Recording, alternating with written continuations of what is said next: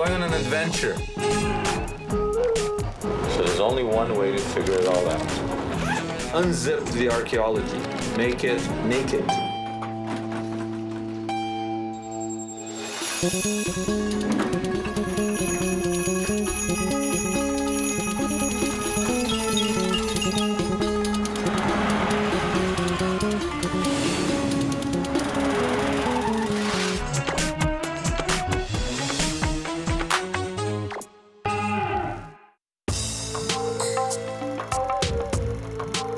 Here's a story, one of the most famous ever told. Here, 2,000 years ago, in Jerusalem's old city streets, Jesus carried his cross. That executioner's tool, the cross, became Christianity's most potent symbol. But it wasn't just Jesus who met death this way. The Romans executed tens of thousands on the cross. Today, it's one of the world's most famous images, but that image is unclear. Here's the question. How does someone die on the cross? What physically happens? How do nails in the hand lead to death on a cross? We're about to travel the world seeking answers. New York. For different people's arm lengths, we have different holes along the cross so that each one would line up, because if you're nailing a person, you're nailing their hand straight out. London.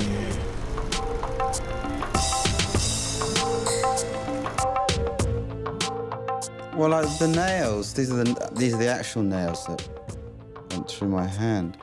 I feel I'm not really interested in possessions. You've probably seen I don't really own very much, but I've got a kind of magical attachment to these, really. And where no host has gone before. But like most biblical archaeology stories, this one starts in Jerusalem. During the days of the 1st century, Roman emperors Caligula and Nero, thousands of people would be crucified here along busy highways like this one. the Romans crucified slaves, traitors, and rebels. To make an example of them, deterrence. In the place where the so-called crime took place, usually the crime was resistance to the Roman Empire. Tens of thousands died on the cross. What most people don't know is this. Archaeologists have found nothing.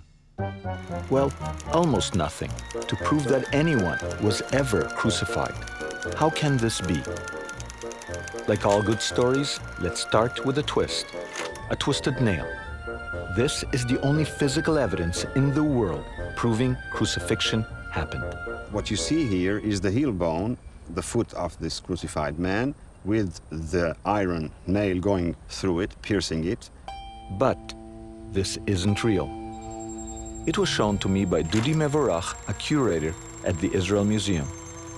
When bones are found in excavations in Israel, after a short investigation, we rebury them. And the same is true for this bone of the crucified man from Jerusalem. So what I'm holding here and what we are exhibiting at the museum is actually a copy, a perfect copy of that. This was found together with the whole skeleton, the skeleton of Yochanan, which was about 24 to 28 years of age. We know his name. We know his name, Yochanan, a young man. We don't know the crime for which he was crucified. Why Yochanan was crucified is less interesting than what he was crucified on. The wood of his cross had a knot. As the nail passed through his heel and into the cross, it hit stronger part of the wood and got bent, preventing it to be pulled out. So 2,000 years ago, they nail a Jew to a cross in Jerusalem. Because they choose one height as opposed to another height, it hits something stronger than a nail. At that moment, the nail bends and starts a whole chain of events that allow us to find the only crucified bone ever. You know, the archaeology is all about tragedy and chance. Persians, Assyrians, Celts, and Germans practiced crucifixion. Many scholars say the Carthaginians pounded the first nail. The Romans didn't invent crucifixion. They merely perfected it. A twist of fate, a twisted nail. It gives us the only physical evidence in the world of a crucified man. But tens of thousands died on the cross. Why is there no evidence? Where are the other iron nails and splintered heels? You know, they used to crucify thousands of people along the roads here. And if they crucified so many people, how come there's no archaeological evidence? How come there's no archaeological evidence except one person? I don't know how. You have to know how. But why is there no evidence? I don't know why. But does that mean it didn't happen? Yeah, maybe it's happened. Maybe. So it doesn't mean, just because they don't have any archaeological evidence, doesn't mean anything. I don't know. Everybody here is into archaeology. Where is the evidence? Well, we can't answer that until we learn how crucifixion worked. It turns out the best place in the world to get answers is a small town in New York. There, in a tidy family garage, next to the lawnmower and sprinkler, a father puts his son on the cross.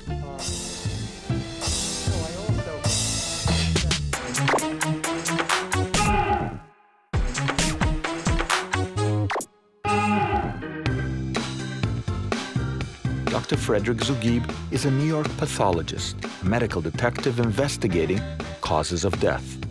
His books include Crucifixion of Jesus, a forensic inquiry. Dr. Zugib is trying to find out what happens to a body on the cross. From the lashing, They called them scorpions, and they would dig right into the flesh and rip. to the nails. When the nail goes through that area, it hits the median nerve, as they explained, one of the worst pains ever experienced by man. To the mechanics of hanging on a cross.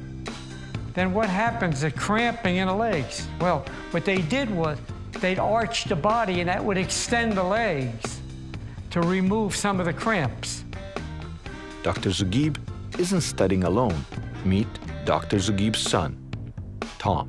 For the past 16 years, I've been a local judge, and I have my own private practice of law. He's been going up on the cross for his father for 31 years. You must be the most crucified man. I would think. You're the most crucified man ever. There's not much you could do to me, right? That's right. That hasn't been true. You know what, he was the executive assistant district attorney for a number of years, and when he left the office, they did a roast on him, and I loaned them pictures of him up on the cross. They said, this is what his father used to do whenever he was bad, whenever to punish him. He would crucify him. Dr. Zugib tests oxygen levels, blood pressure, heart rate. So does anybody else do this anywhere in the world? Are you the world's expert on crucifixion? Pretty much because nobody has done, people have just speculated. There's even been a paper in a Journal of the American Medical Association from the Mayo Clinic. Just speculation, no experimentation at all. Fortunately, no one else in the world conducts live crucifixion experiments. Over the centuries, artists occasionally nailed cadavers to crosses to get the right pose. Lately, Mel Gibson gave us some of the most visceral images yet. But Dr. Zugib says the Road Warrior got it wrong because Gibson exaggerated the lashing for entertainment value. No one could have survived the lashing Gibson gave Jesus. And then they scourged him for about 9 to 10 minutes straight, with the big bruisers coming down on him using a flagrum with sharp-edged pieces. Well, I think about 5 or 6 lashes like that would have killed him, from my experience as a forensic pathologist. He never would have made it to the cross. He would not have made it to the cross. First of all, his breathing would have been terrible. If you get punched in the chest, one punch, you have difficulty breathing. To carry a 200-pound cross, as he did in the movie, it would have been almost impossible. Mel Gibson would say, now, you've never seen anybody flayed, so how do you know? Yeah. Well, I have a case just about a year and a half ago of a young individual who was beaten by the stepfather with a belt and lamp cord. The individual died. Both lungs were collapsed. The inside of the chest wall with all hemorrhage, all hemorrhagic.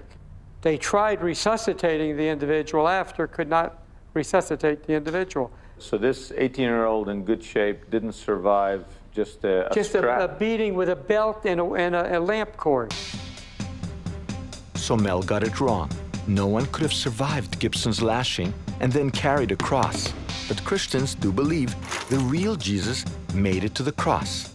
That's the image most of us have. But it comes from art, not archaeology or science. The common way that people perceive crucifixion is the way the artistic descriptions are of the crucifixion of Jesus, with the feet one on top of the other, with a nail driven through both of them into the upright beam of the cross. But there was a great variety. Peter Richardson, professor of religious studies at the University of Toronto. Sometimes his feet are on a ledge, sometimes he's nailed to the cross, sometimes, you know, the nails seem to go through the palm, sometimes through the wrist. Was there one way or variations? No, there were all sorts of varieties of crucifixion, upside down with arms extended, even with the privates being nailed to the cross. Oh. There were all sorts of variations, X-shaped crosses, tau-shaped crosses, that is T-shaped crosses.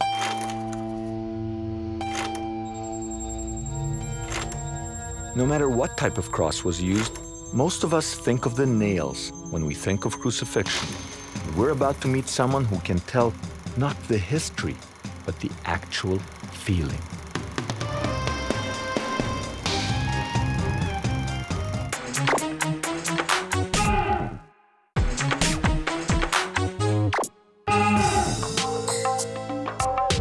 Sebastian Horsley, London painter and writer, the first Westerner to be crucified in Filipino crucifixion rituals. I first heard about the crucifixion in the Philippines some years ago, and I went over to watch them crucify their own people. Once I realized it was possible to be crucified in the modern world, I knew this was something that was my calling. So I went there and I offered to have myself crucified.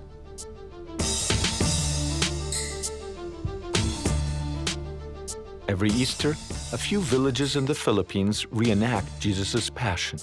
Some go so far as to drive nails through their hands.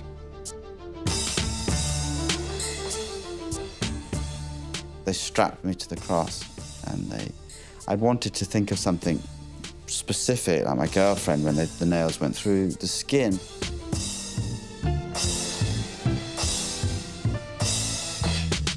Excruciating, from the Latin excruciatus, meaning out of the cross. And as the nails went through, I started to black out, and they started to raise the cross, and I was in and out of consciousness, and my eyes filled up with water. Well, the pain was much worse than I thought. It was, how can I describe it? It was just like a really severe, but also quite dull ache as it broke through the skin. But I think one of the reasons that it was worse than I thought, it was just the idea of what I was doing to myself. It's not really like anything in the modern world, is it? You can't really prepare for something like that. It's hard to understand why, today, anyone would want to be crucified. But why did the Romans choose crucifixion? Hanging was easier. Feeding to wild animals, more dramatic. The sword was faster. But the cross was special to the Romans. Why did crucifixion so absolutely satisfy Roman needs for nearly 800 years? Part of the answer is the power of humiliation. Humiliation and shame. It's a death in shame. The Romans typically not only scourged the person who is to be executed ahead of time, but then often left the body on the cross so that it would simply disintegrate on the cross. There would be very little left. Jackals would pick at it from the bottom and carrion birds from the top. Humiliation with purpose, deterrence. Crucifixion was a public warning. The Romans wanted everyone to see what happened if you messed with them. So we're back to our first question. If so many thousands died on the cross, and the whole point was that as many people as possible witnessed the punishment, why is there so little evidence of crucifixion? Well, it turns out that there's more evidence than I first suspected. If archaeology is all about tragedy and chance, then chance was on my side. I was in Tel Aviv interviewing Dr. Arensberg, an expert in ancient forensics. The interview wasn't even about crucifixion. It was about leprosy. And then, from a pile of boxes on the floor, the good doctor pulled out a surprise. Do you recognize the crucifixion? Is this the original? This is the original? Yes, sir. This is the original. I've seen the fake one at the Israel Museum. Yeah. This is it? This is the original. Oh, my goodness. Yeah. And you can... This is the only example in the world of a that has crucified been preserved till man. Now. And this is a very, very important fact that proved that crucifixion existed. You see? It's incredible. Yeah, this is fantastic. And how they turned. Yeah. Well, that's why they probably couldn't get it out after the debate. It hit something hard and... Yeah. Can I? But take care. No. This is a truly important archaeological... This is the only example of a crucified man. And this is the original. I've seen the plaster cast many times. I didn't even know that the original existed somewhere. But the professor has it right here in a box. It's really incredible. Very, this is... Yeah. This is really history. Very important. I would say that's amazing. So we know thousands of people were crucified, and yet there seems to be no archaeological evidence except one. The first answer to that is this is what we found. We don't know about the rest. We know that there are many forms of crucifixion, both from literary sources, but also from what we were able to reconstruct, even from that one bone itself.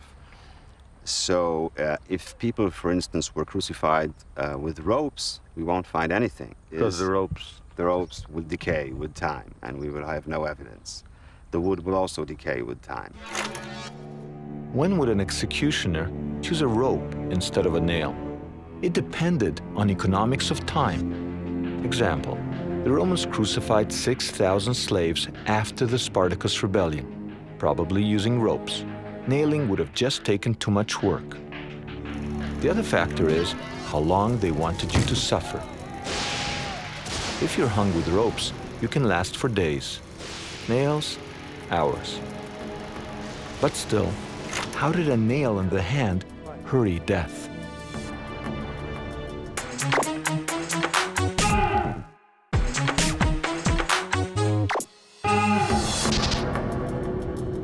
We know nails are painful, but a nail in the hand doesn't kill. For many years, the leading theory of death on the cross was asphyxiation. Dr. Zugib and Tom prove this theory is false. Here's how it works. In classic crucifixion, this is where the arms are. In this position, there's no problem breathing. Breathing doesn't become tough unless we raise the arms much higher. Okay, put your arms straight out. It's easy to breathe. Now, raise your arms. It's tough to breathe, right? You leave a person here the way we do our experiments for any length of time. We had people that had worked up to 30 minutes. That was the longest we had. If you left them up there an hour and all, they'd start getting into shock. They'd start going into shock. And shock is central to our first question. What causes death on the cross? Concluded that the cause of death in crucifixion is hypovolemic shock and traumatic shock.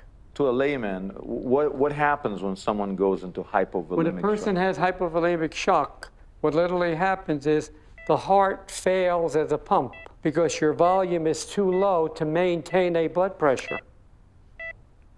Blood pressure drops from a loss of fluids, blood, sweat, the trauma of the lashing, nails, dehydration. So you put these all together, is that your blood pressure goes way, way down. The heart is pumping again, trying to maintain this pressure. Finally, it fails. So you end up with a chromatic shock causing a cardiogenic shock and death. There are times in life when you realize, for better or worse, you only get one shot at something. This is one of those times. I don't think a host, you know how you have television, you have hosts, you know, they fly planes, they do all that. I don't think any host has ever gone up on the cross. Do you know about Zugebi? Yes. How long did he crucify you for? I'm on camera, I'm taking full responsibility. I went up there, his son, who's been training for years, is doing this, lasts about 4 minutes. Because it's very interesting what happens. You've done it? Oh, yeah. But who crucifies you? No, that was just so I could so I can get the feel of it. I wanted to see what it was like. We're crucifying a Jew. Say that to the... No, no. Behave, Daddy. You're just so shocked by how you feel. Yeah. Once your feet are taken off the ledge, you suddenly hang up there. Your instinct is you want to arch your way back up, you know? Because for the muscles. Your body starts going into shock because it doesn't want to stay like that, hanging. Then what happened after 30 seconds? I just felt very uncomfortable. I mean, in a sense that almost like, I can't describe it. It's very, very bad feeling. It was surprising. I didn't expect to feel that bad that quickly. I'm done. And there's one more twist. Another reason why we don't find more nails stuck in bones. Just think of your lucky rabbit's foot. We know from several sources the nails were considered to be very important amulets. And people might have retrieved those nails for amulet purposes. I find it very hard to believe that Jews would be walking around with nails that were used to crucify their family members and say, this is going to bring me good luck. Actually, we know that from the Talmud. So we know that both Jews and Gentiles use that as amulets. And so this would be a reason for us not finding them. It would not explain why we don't find skeletons with pierced heel bones. You did find one. Yeah, so you know, it's always that in archaeology that when we find one thing, we say, why don't we find more? The fact is that we found one. And the question is, what do we do with the information that we can retrieve from that one find? When we find more, we'll know more. And that's the final twist. We find almost no evidence of crucifixion today because the nails were too valuable as magic talismans to leave stuck in the dead. People simply took them from the victim after death for good luck. Real symbols of death prized for their imagined ability to preserve life.